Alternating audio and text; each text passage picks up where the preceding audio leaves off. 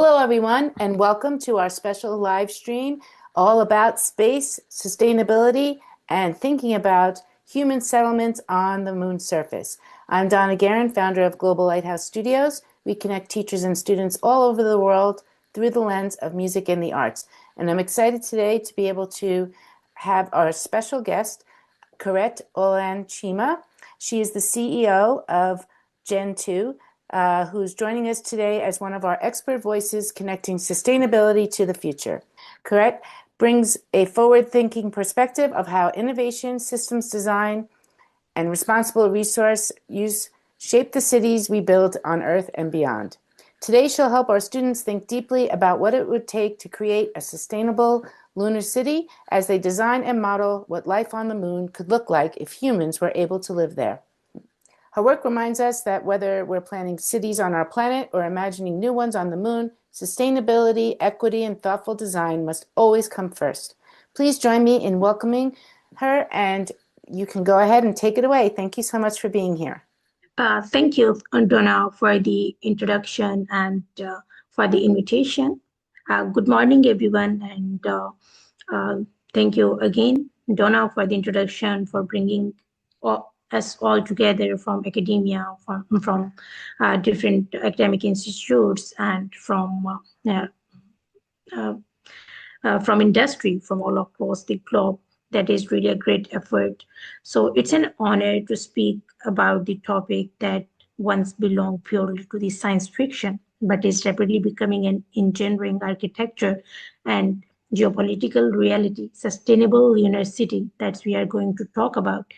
Before we discuss about the architecture or technology, we must first ask why human settlements on the moon are relevant at all. Rethinking settlements is not just about living somewhere new. It is about redesigning the fundamentals of these civilizations under the extreme constraints. As Earth taught us anything, it is that sustainability cannot be afterthought, not even the distant from miles away.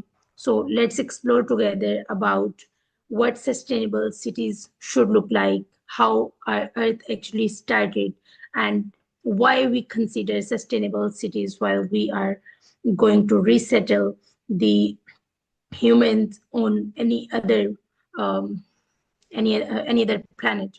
The mysterious of the universe, there are a lot of things that happened from the start of the universe, the Big Bang Theory, dark matter, dark energy, the formation of the galaxies. So let us see one by one the Big Bang Theory, the leading scientific expansion for the origin of the universe that suggests space, time, matter, and energy all merged 13.8 billion years ago. From the singularity to the rapid expansion, the universe has been expanding ever since. Then dark matters, that is invisible matter that does not emit or absorb any sort of light, that make up 27% of the universe. Its gravitational effect shapes galaxies and cosmic structure, yet its true nature remain unknown. Similarly, for the dark energy, a mysterious force driving and accelerating the expansion of the universe that accounts for the 68% of the total energy content of the cosmos. Challenges our understanding of the physics, cosmology, and the fate of the universe. Then formation of the galaxies after the Big Bang Theory, matter clumped together under the gravity from the stars and galaxies. Galaxies continues to evolve, merging, growing, and creating new stars. The Milky Ways and Andromeda are currently on the collision course in the 4.5 billion years. So the thing is, are we alone? Is our planet alone? No. We have a lot of galaxies, stars, planets, and different sort of dark matters and dark energy in our planet, right?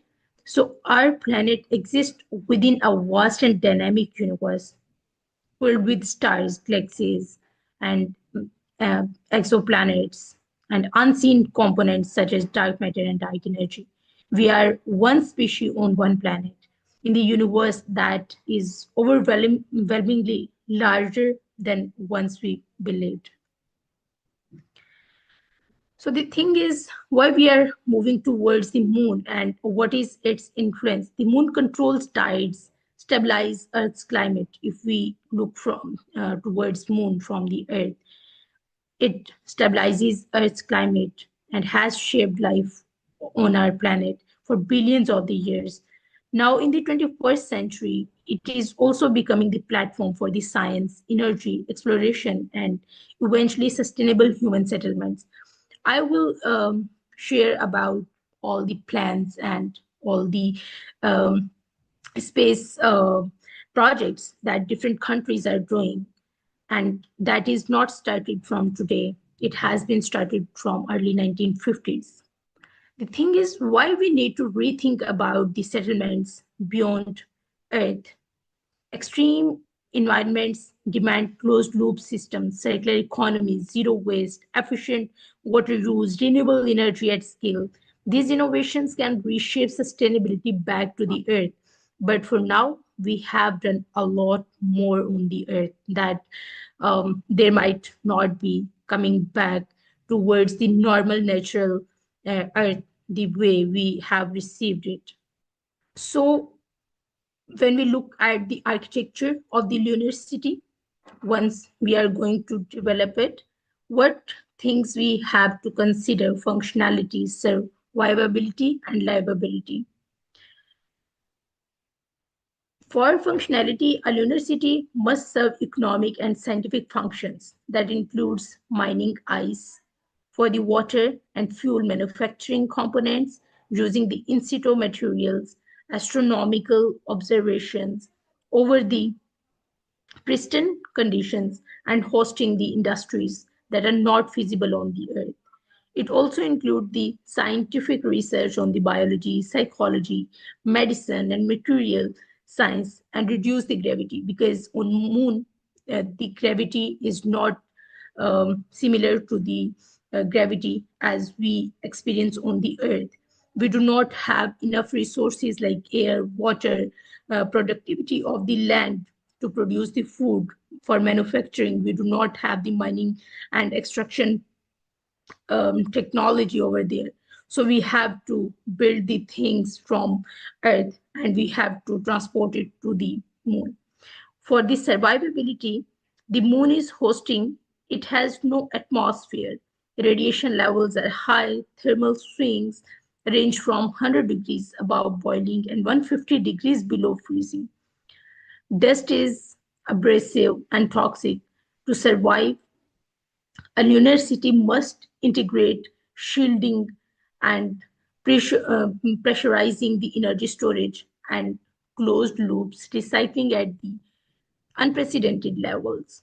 And in case we do not have the normal oxygen there, we have to build some structure for the oxygen so that human can stay for the longer period of time, not with the oxygen cylinders only.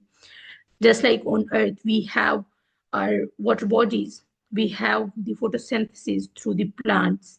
So similarly, we can just do artificial oxygen setup over there so that once we are going out there, we should have the basic needs alongside us, and we do not have to just uh, you know, we cannot just rely on the resources that we are just bringing from the earth. So for the livability, a true city is not just a base. It has to have the culture, community, green spaces, recreation, governance, art, and identity. That is what once we plan these cities, that is the last thing that uh, we can do after the settlements, that how all these things will gonna start and how we can govern the planet.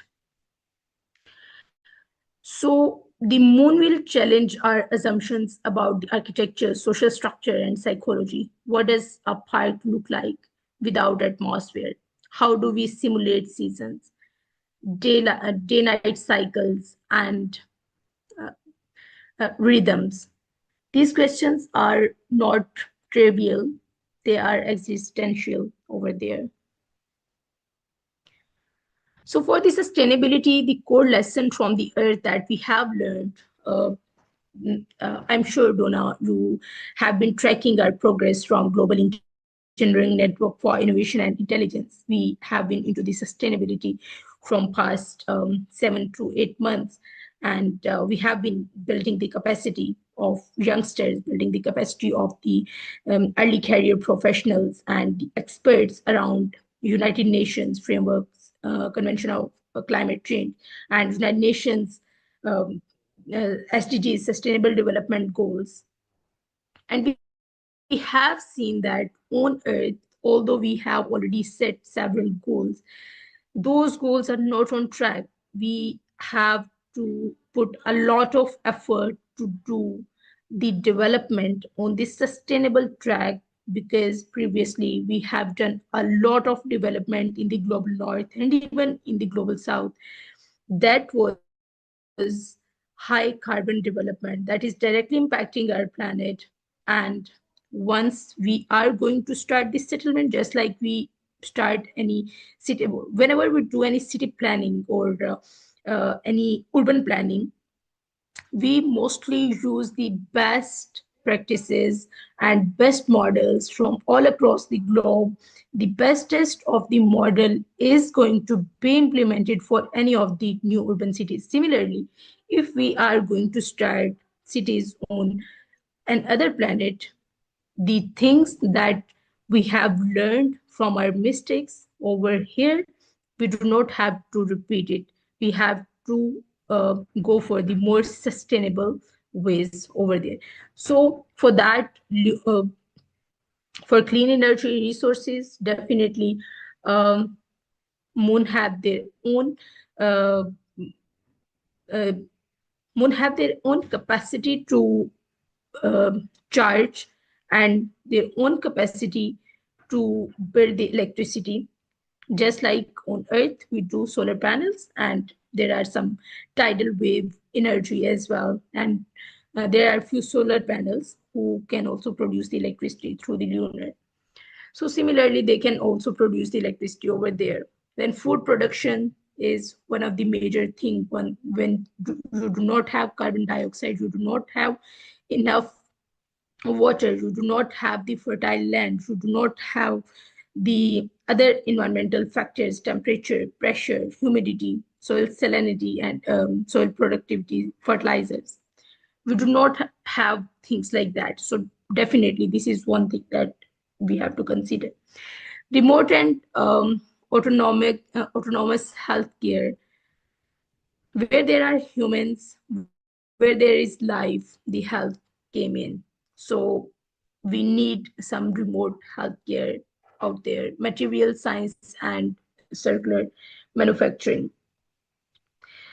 On human, on Earth, we have seen that for the industrial symbiosis, the system have worked differently as compared to once we uh, we manufacture something and generate a lot of waste that is not useful at all. But while we talk about the circular economy or circular manufacturing, it counts in for the industrial symbiosis.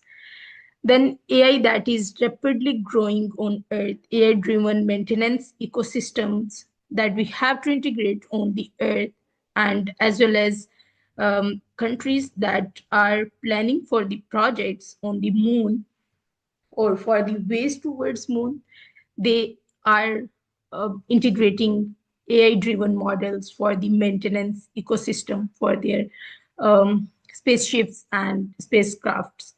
Critical minerals and resource mapping.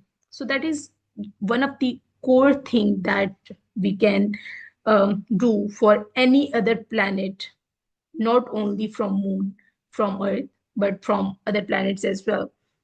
That in case we identify any strong minerals over there, we do need to develop some frameworks. We do need to develop some action plans for mining and mapping of those minerals. And there are a lot of countries, particularly developed countries, who are working on it as well.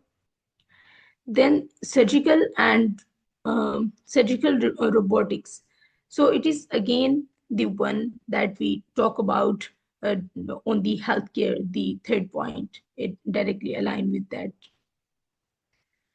So here are the mega projects that different countries are already doing. United, there are different programs from the United States, USA, NASA, and commercial partners. Apollo program that was started back in 1969, and it went till 1972, when first human moon landing. That was the historic point for the moon. Then commercial lunar payload services that we call CLPS. NASA contracts private companies to land science payloads on the moon. Then Blue Ghost 1, that was Firefly Aerospace, that was successfully landed in the 2025 with NASA experiments. Then IM-1 and IM-2 that was landed in 2024, and that reached near South Pole. Then there was another program from NASA, that was Artemis program, in which there were three further program dissected into three parts: Artemis 1, 2, and 3. In Artemis 1, they uncrewed test flight around the moon. In 2, first crewed lunar orbit mission planned for early 2026. And for 3, human moon landing mission aiming for the late 2020s, landing on the lunar South Pole. Then Gateway Space Station, that planned circumstances orbiting the moon to support Artemis and other missions. Then NASA and DOE plan to deploy the nuclear surface power system on the moon by 2030 to supporting long duration mission. That is what USA is doing. So the second one is China. China has their own program, Chinese National Space Administration, CNSA.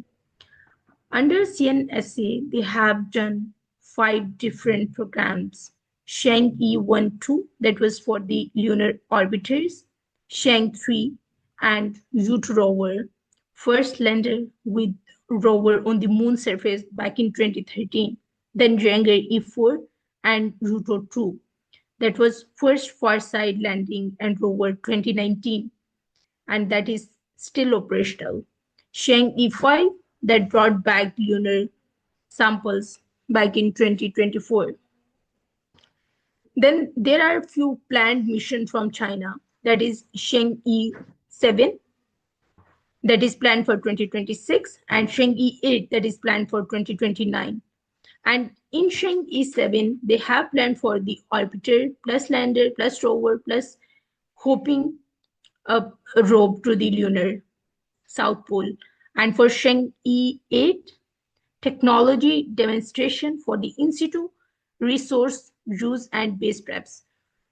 And for the longer term plans, they have International Lunar Research Station, ILRS, that is joint China, Russia lunar base concept that aimed for the 2030s to 2040s, including the infrastructure, energy, nuclear plus solar, and multinational corporations.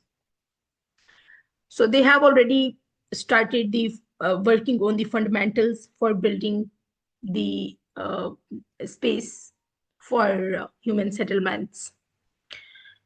And they have already done few collaborations with other countries, and they're working for the long-term plans as well. Then third is India. India has their own India Space Research Organization, ISRO, and they have done 2 programs, Chandrayaan 1 and Chandrayaan 3. Chandrayaan 1 back in 20 2008 and Chandrayaan-3 back in 2023. For Chandrayaan-1, they have done the orbiter, detected the water signatures over there. And Chandrayaan-3, they have successfully soft landed at lunar South Pole regions. They have also two programs that are planned for the upcoming years.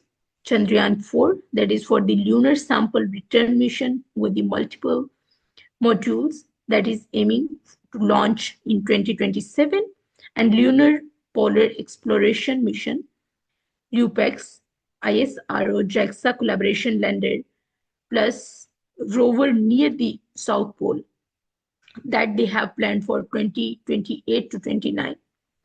Then the fourth country is Russia. They have recently done one project, that is Luna 25 back in 2023, that attempted the landing, but that has been crashed. And they have three programs upcoming. That is Luna 26, Luna 27, and Luna 28.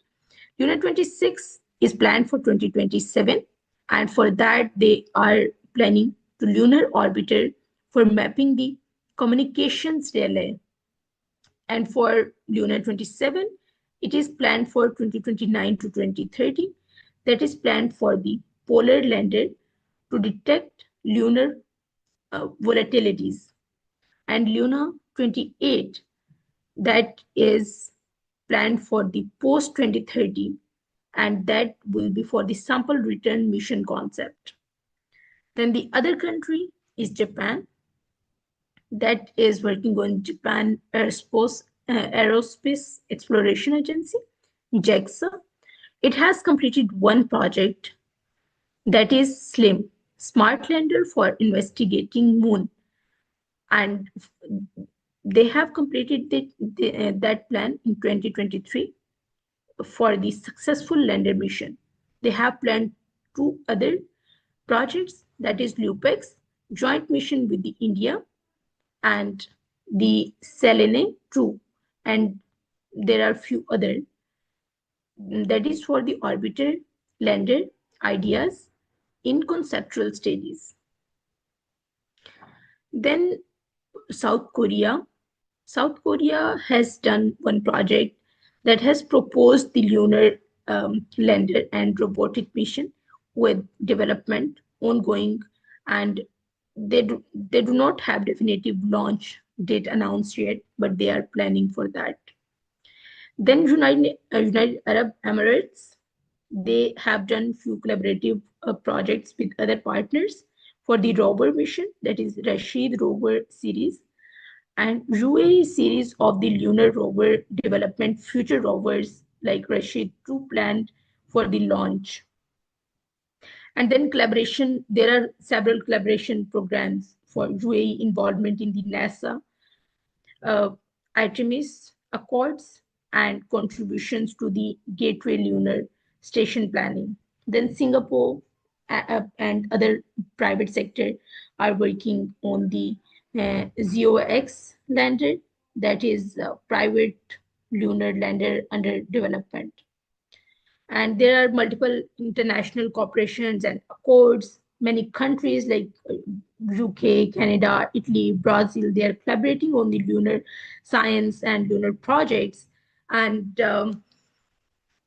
I guess on Earth, we have seen that there are several associations who are working in collaboration with each other, and the way all the countries have divided their priorities for the lunar exploration. If we can develop the association where each country can set up their own goals, that what they will focus on the moon, and with that we can do all the things very speedily and very precisely, that each country will be very focused on what area they are going to cover. So this is how we work on different industries on Earth, and similarly, all the countries on the Earth can do collaborative projects to explore the moon for future. I have, I guess, developed one.